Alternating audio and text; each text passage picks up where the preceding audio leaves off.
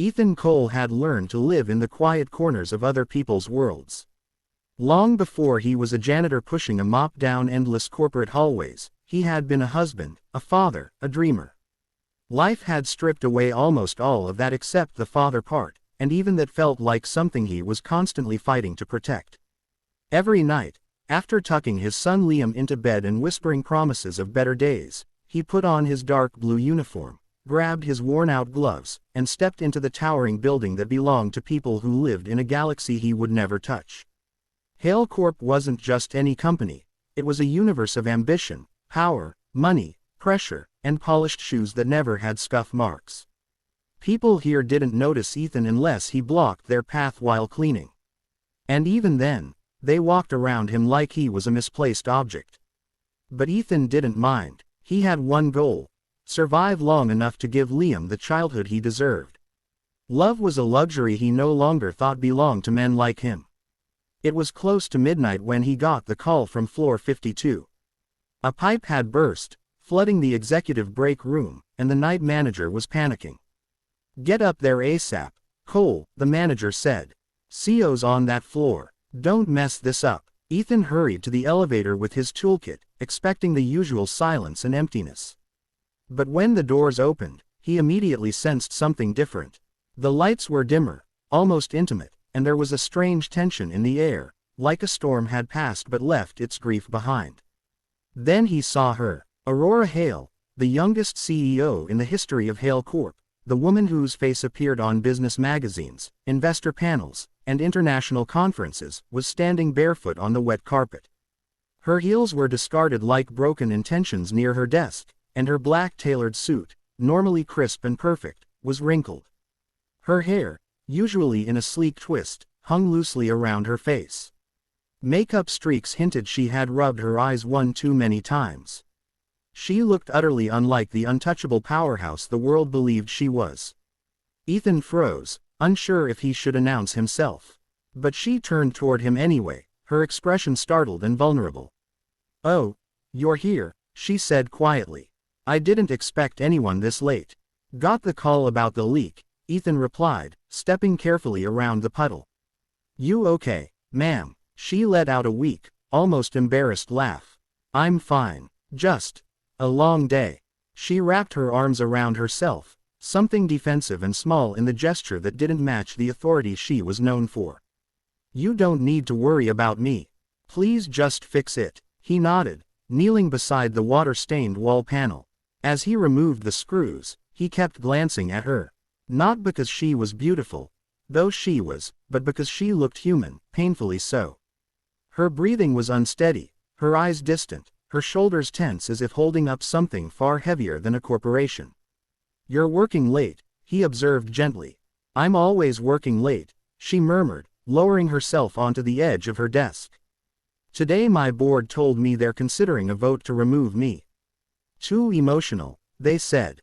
Too reactive. Too everything I have to be to survive in a world run by men who would rather see me fail." Ethan tightened a valve, water dripping onto his wrist. "Being emotional isn't a flaw. It just means you care." She blinked, eyes flickering with something complicated. "Funny, you're the first person to say that to me today." "Maybe I'm the first person who meant it," he replied without looking up. She studied him with a mixture of surprise and gratitude, as if she wasn't used to kindness. Not real kindness. The kind that came without expectation. When Ethan finally sealed the pipe and reattached the panel, he stood and wiped his hands on a rag. "Shouldn't leak anymore. I'll get started on cleaning the mess." He expected her to nod and step aside. Instead, she stepped closer. "Ethan," she said softly, almost pleadingly. "Can I ask you something?" He hesitated. "Of course. Do you ever wish you could stop thinking? Even for a moment. Just silence your head and feel something real?" He didn't answer at first.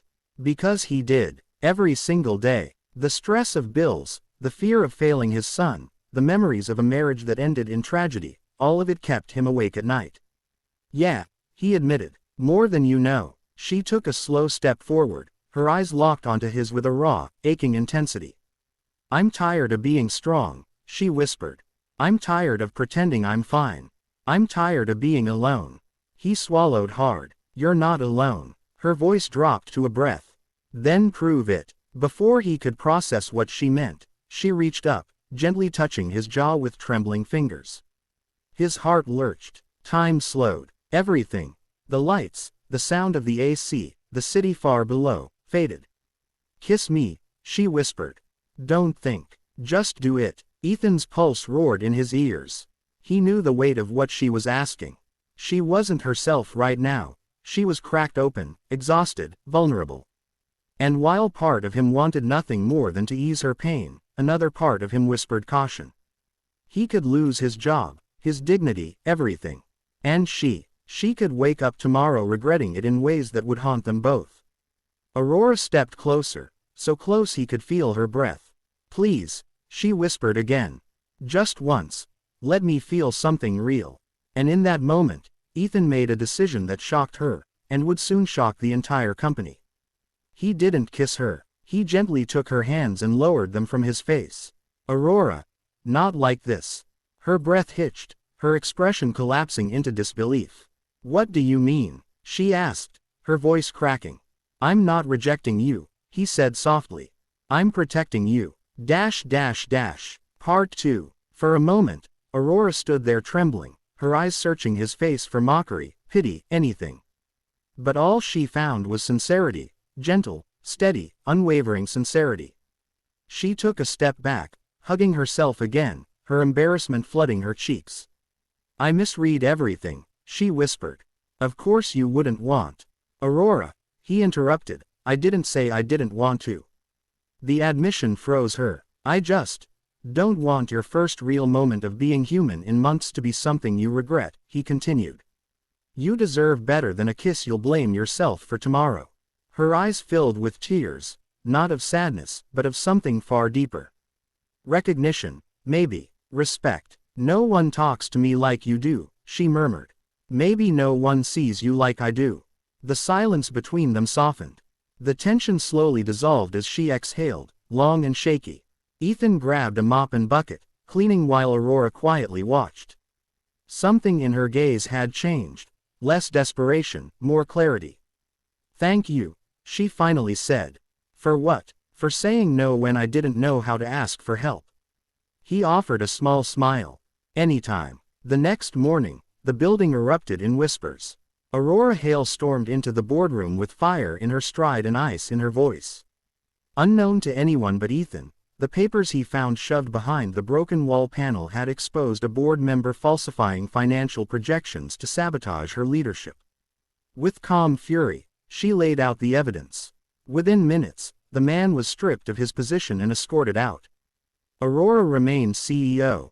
But the real buzz, what had employees whispering in elevators and break rooms, was the way Aurora kept glancing toward the service hallway during her victory walk down the 52nd floor. As if looking for someone.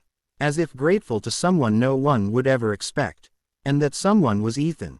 2 days later, he arrived for his night shift only to find Aurora leaning casually against the janitor's supply room door, holding 2 coffees. Her makeup was fresh, her hair flawlessly styled, her presence commanding, but her smile was real. You're early, he said, surprised. I wanted to see you, she replied simply. His eyebrows lifted. Me? Yes, you. She handed him a cup. Don't worry, it's just coffee, and gratitude, and maybe curiosity. He chuckled, taking the cup.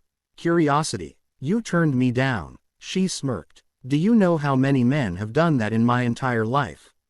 Probably not many. Try 0. They both laughed softly. She stepped closer. Not like before, not desperate or trembling, but steady.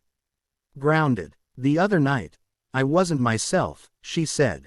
But today, I am. And I want to ask you something again, properly. Ethan held his breath without meaning to.